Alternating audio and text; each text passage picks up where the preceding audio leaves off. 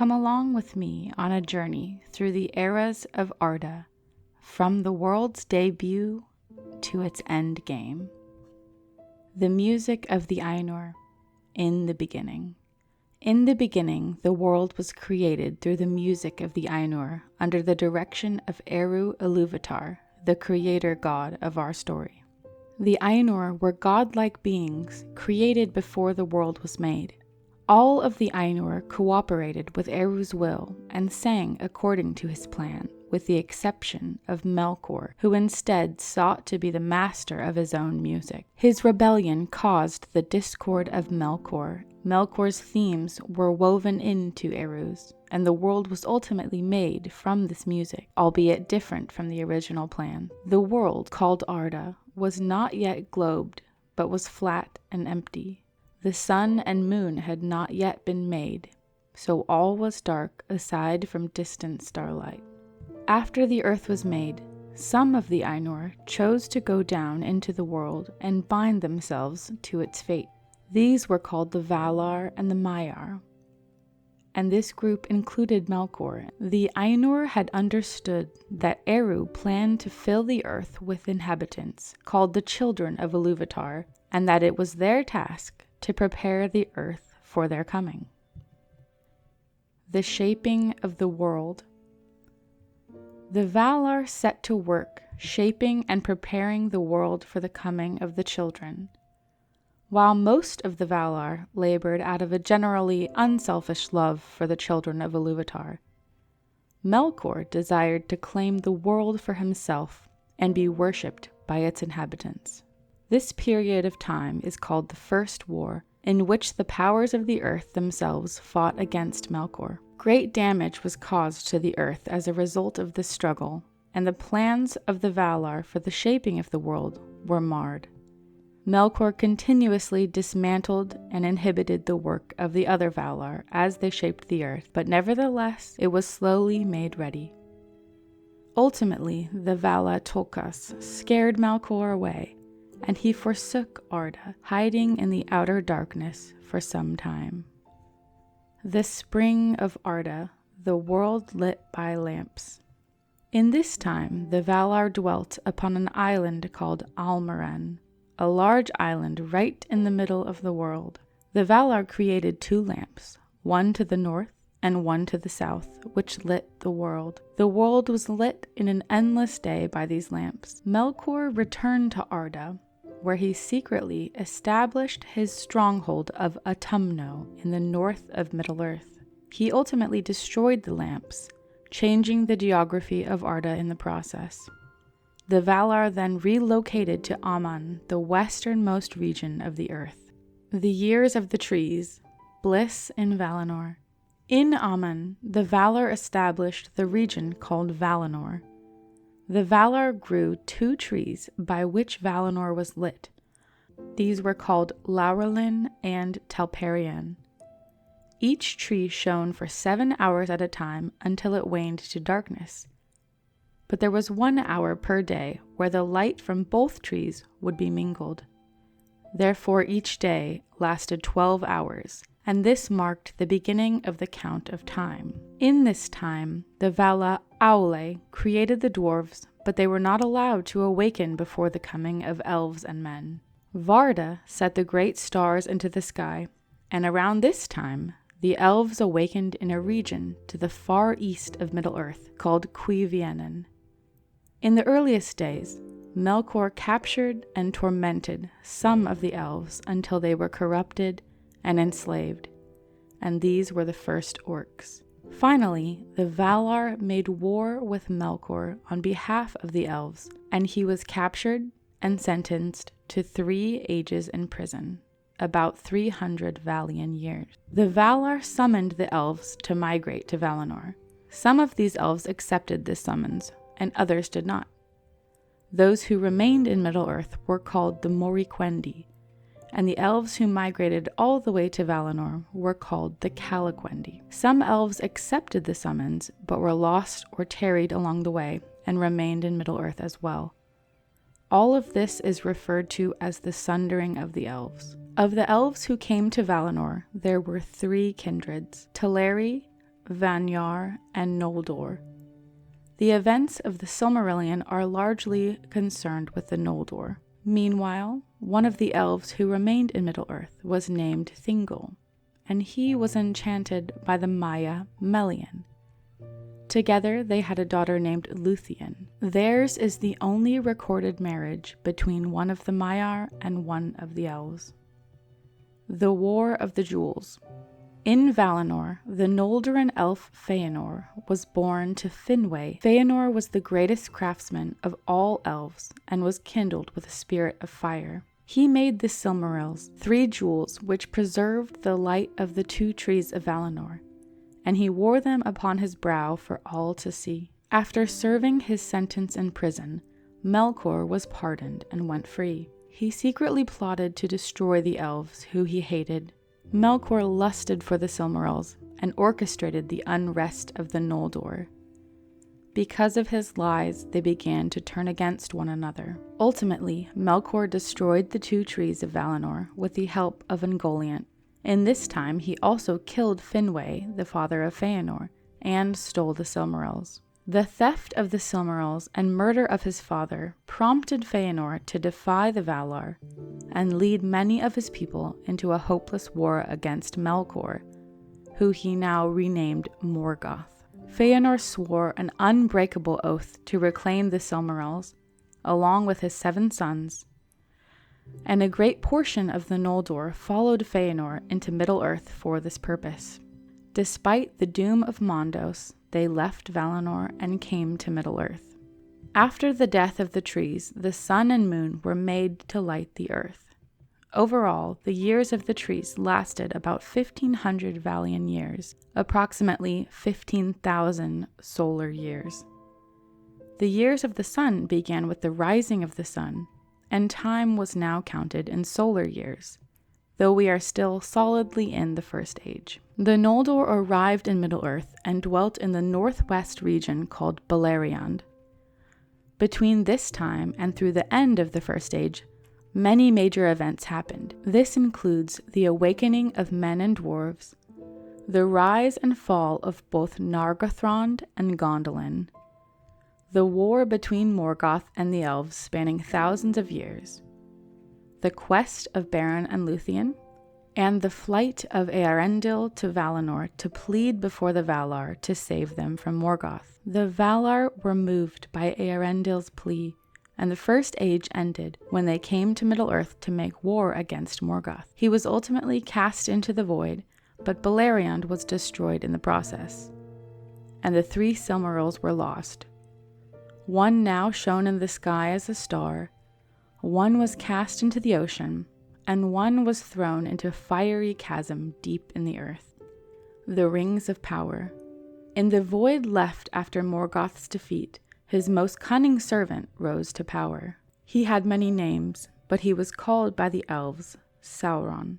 While Sauron had sought to rule with good intentions, hoping to rehabilitate and reorganize Middle-earth, he was ultimately willing to do so at the expense of human rights and dignity, and he became the very shadow of Morgoth. Whereas the First Age was primarily concerned with jewels, the Second Age was primarily concerned with rings. In this time, Sauron seduced the peoples of Middle-earth and Númenor to his will, at first through subtlety, but then through the power of rings. He presented himself to the elvish smiths of Eregion as an emissary of the Valar, and through their collaboration the Rings of Power were forged. But in secret, Sauron forged one ring, which would control all the other rings of power. When the elves understood his deception, they removed and hid their own rings, and Sauron brought war to Eregion. The realm was destroyed, and the great smith Celebrimbor was tortured and killed. In this time, Sauron reclaimed the 9 rings only. 7 rings were given to the dwarves, and 9 were given to men. Through the rings, Sauron was largely unable to bend the strong wills of the dwarves, but he was successful in enslaving the 9 ring-bearers of men. These men became the Nazgul. After the fall of Eregion, Imladris, also called Rivendell, was established by Elrond Half-Elven, the son of Eärendil, Throughout the remainder of the Second Age, Sauron grew in power and hatred for both the elves and Númenor. At the end of the Second Age, the last alliance of elves and men resisted Sauron, and the ring was cut from Sauron's finger. He was defeated, but only for a time. The fall of Númenor. Meanwhile, the kingdom of Númenor had been established at the beginning of the Second Age. After the defeat of Morgoth, the men who aided the elves and Valar in his defeat were rewarded with the island kingdom of Númenor. Númenor's first king was Elros, the twin brother of Elrond. When given the choice, he had taken the path of mortality and united himself with the fate of men. The people of Númenor were granted a longer lifespan, but were still mortal. They began to resent the elves for their immortality, and ultimately made war against the Blessed Realm in an attempt to claim immortality for themselves. Because of this rebellion, Ilúvatar removed the Blessed Realm from Earth, violently reshaping its geography. The world, which had been flat, was now made into a globe, and this resulted in a wave which destroyed Númenor. Sauron was also pulled beneath the great wave, but his immortal spirit returned to Middle-earth. A portion of the Númenóreans had remained faithful to the old ways and prepared for the downfall of Númenor. They escaped the downfall and fled to Middle-earth, where they founded the kingdoms of Gondor and Arnor. Elendil was their first High King and had fled along with his sons Isildur and Anarion. During the last alliance, Elendil was killed by Sauron, and his son Isildur cut the ring from Sauron's finger. Rather than destroy the ring, which represented the last vestiges of Sauron, Isildur kept the ring as a weregild for his brother and father. The Third Age. The Third Age began after the defeat of Sauron, as Middle-earth slowly recovered from his dominion. Isildur, who had kept the ring, was pursued and killed by orcs in the Anduin River, along with his 3 oldest sons. The youngest, Valandil, was kept safe and hidden in Rivendell, and the line of Isildur was preserved until the time would come for the king to return. The ring lay abandoned in the river for more than 2,000 years. As time passed, Sauron began to regain his strength, slowly but surely, and took up residence in Dol Guldur. He sent his servants to search for the ring, but they were unsuccessful. Saruman the wizard, who had been sent to Middle-earth along with the others to aid in the defeat of Sauron, began to secretly search for the ring as well. While others had advised for the ring's destruction, Saruman had come to believe that he could wield it himself and essentially replace Sauron. Now eventually, the ring was found by a Sturish hobbit named Deagol, but he was immediately murdered by his cousin Smeagol. Smeagol burrowed into the Misty Mountains, where the ring lay hidden for over 500 more years, until it was found by Bilbo Baggins.